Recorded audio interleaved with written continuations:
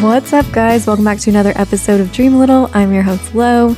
Today we're continuing this episode with Matt, talking about all things event related. If you missed part 1, I definitely recommend hitting that pause button and going back to episode number 155. As always, if you like this episode, you want to reach out to Matt or join one of his munches, you can find all of his contact info in the show notes of this episode at thelittlelounge.com/156. On that same page, you'll find a video of my latest Nurturing Mommy roleplay. I started creating these roleplays to give you a taste of what it's like to have a real ABDL mommy caregiver like me and to help you feel super little. Again, that's thelittlelounge.com/156. Be sure to check it out. All right, let's just get right back into the interview. So you mentioned that you have some important boundaries and rules that apply. Is it a long list of rules, or do you go off like, what are like the top 3 rules that you have to abide by? So, I mean, the top rules come down to attire. So no obvious diapers, no obvious kink or little clothes. If you can wear it and it's discreet and nobody's going to bat an eye, then fine. But I ask people to use their best judgment. And there's some people who I've had to say, hey, please don't wear that again. But for the most part, people are very cognizant of where they are and what they should and should not be wearing. Another rule is respect. And it goes for, our group, we like to be, we are all inclusive. I've had people message me directly and say, I'm gay, am I going to be welcome there? I'm trans, am I going to be welcome there? I'm black, am I going to be welcome there? And so it's all about respect. We are all just human beings. We're all the same. And so I make it adamant in the rules that if you disrespect someone in regards to anything from race, religion, gender identity, sexual orientation, etc., that you will be asked to leave and not be welcome back. So respect is a huge one. And then the other is respecting people's personal space. And so it's simple, keep your hands to yourself. Yeah. Oh. Seems pretty simple, right? Right. Exactly. So yeah, those are like the main 3. Have you ever had to ban anyone from these events? No, but I've gotten close. I've gotten close with one person way back when I was like 19 hosting these, which seems like a lifetime ago. I mean, we're talking over 15 years ago, but there was someone that attended who somebody had gotten dessert. It was cookies, and the person just grabbed a cookie off their plate and started eating it. And the person that had purchased this dessert was just going to keep their mouth shut and not say anything. And I had to pull the guilty party aside and say, that is not okay. Like, you cannot just take someone else's food. First off, it wasn't even offered to you. Like I understand you get excited, you don't think, but that's not cool. And if anything even close to that happens again, I will have to ask you to leave, and you won't be welcome back. And after that, the person never came back, but I didn't have to ban them. But that was the closest I ever got. That is very strange. It sounds like you're reprimanding a preschooler. Like, we should know that as adults. You don't just steal someone's food. Basic knowledge there. Yeah, the key word to ABDL is adult.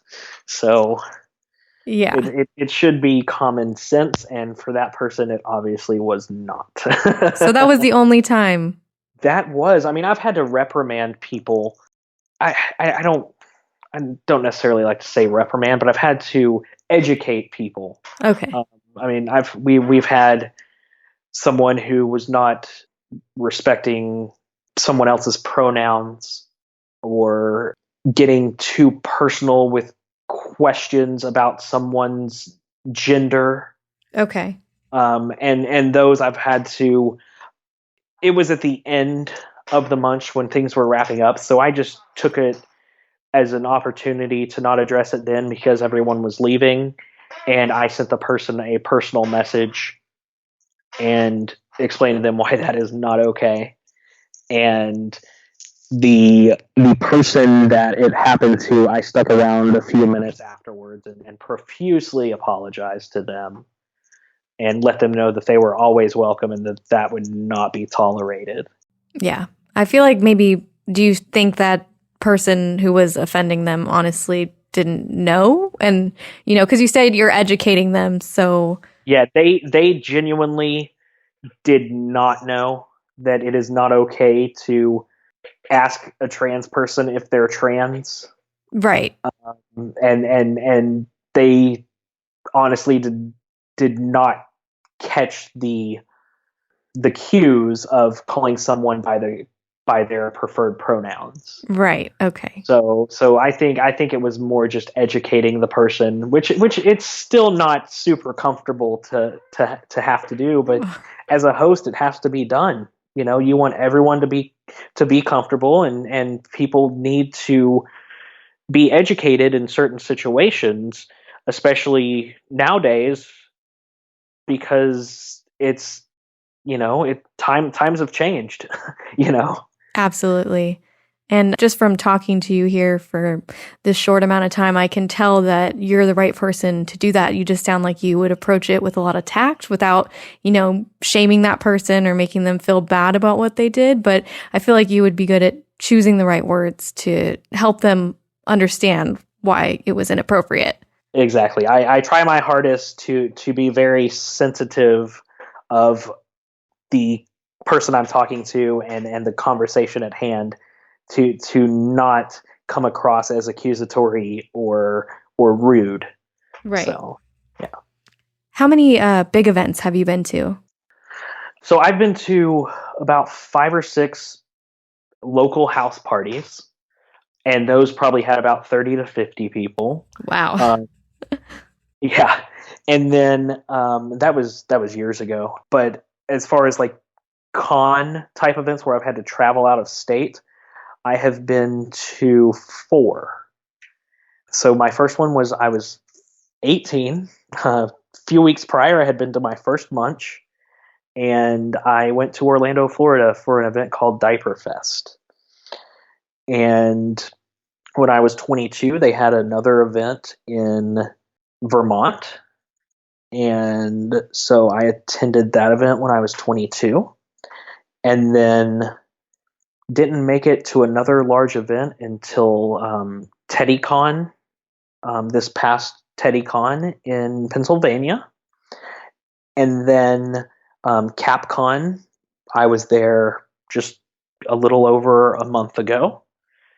And I have just booked my tickets for what will hopefully be my second TeddyCon, depending on how everything goes with the current issues of the world. Right. So we will see if that ends up happening or not.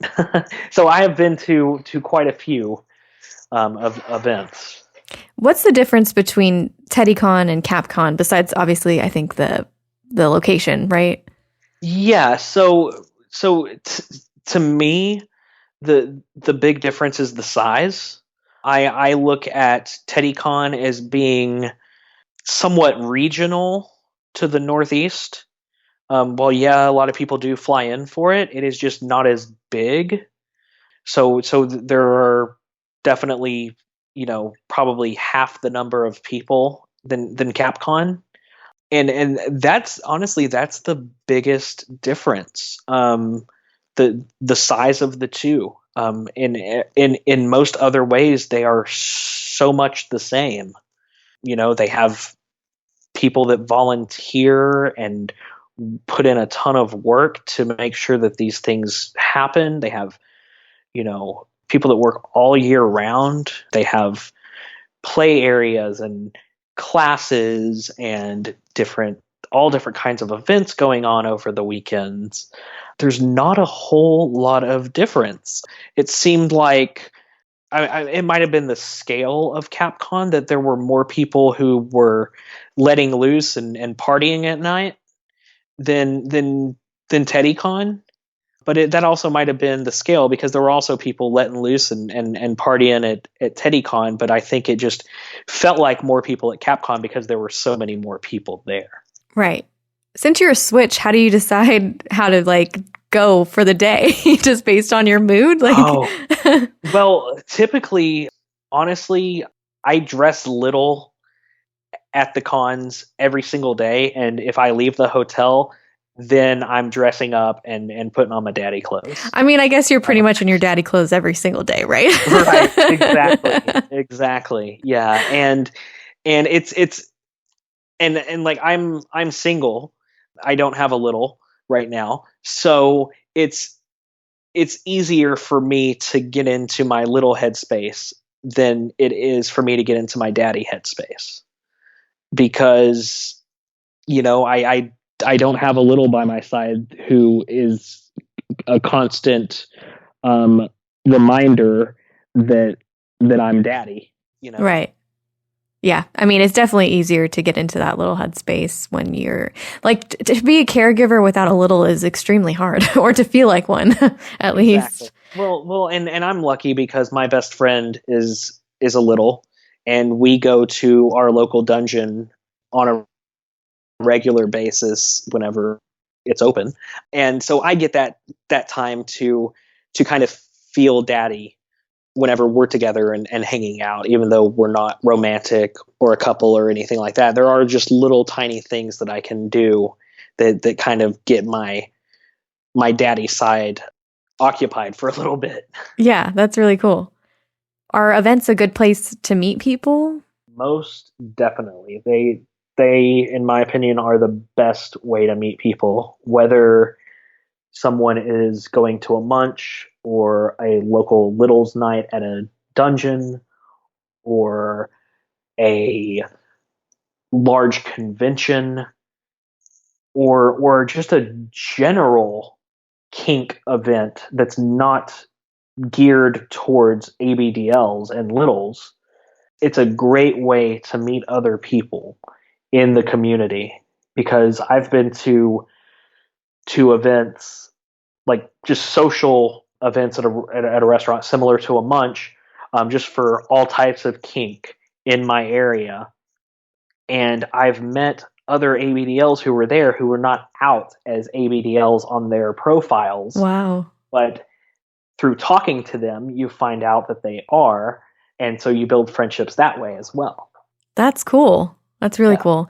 Well, what if someone wants to go to, one of these bigger events, but maybe they don't already have an ABGL friend or someone to go with? Would you recommend they still go on their own, or do you know of a way you can kind of start chatting with people to meet people who are also going before you get there?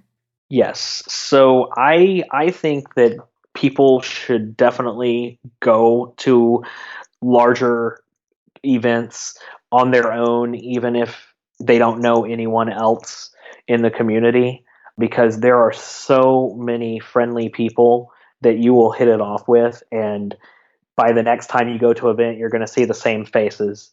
And so within your first event to your second event, you're going to know so many people. And it's just so easy to strike up conversations and get to know people. The best way to find out if, to say, hey, I'm going alone, I'd like to meet somebody, is to post on that event's pages, whether they have a FetLife or Instagram or Twitter or what have you. But best way is to join those groups for that event. And if they have a forum, get active on there. And if they have a post about meet up a day before the event, or meet up at such and such restaurant while the event's going on, then that is a great way to have automatic contacts with other people that are at the same event. That is really helpful. Thank you so much for that. I'm getting excited about it. I'm like, well, maybe I want to go to an event now. It just seems so intimidating when you don't have anyone to go with necessarily, you know? It can be very intimidating. I got lucky because I made a friend online who lives in the same general area as where they host one of the cons. And so I already had a built-in connection there of somebody that was going. And then had found out that someone I had been chatting with, they asked me if I was going, and come to find out they're going with their partner. And so it's like, okay, we have to meet up while we're there. So I just feel like online and social media is a great starting point to meet people in real life. I think it really helps to open that door because you can get to somewhat know people and then build on that until you can take the time to meet in real life. And then when you meet, you feel like you already know each other. Yeah. I mean, so many people in this community, including myself at one point, they feel so alone and like so hopeless about meeting someone. And it's like, we have to keep in mind how lucky we are to have social media, to have the internet and have an online community of people. I mean, imagine growing up in like the 50s or something without any of these events, without any online people to meet. Like you literally think you're the only one. And here we are in 2020 with these massive events with, I don't know, how many people go to these? Like hundreds, thousands? There were 1,150 if I'm not mistaken, at CapCon. Wow. And there were close to 500 at TeddyCon. Well, you hear that, guys? You are not alone. Most definitely not alone.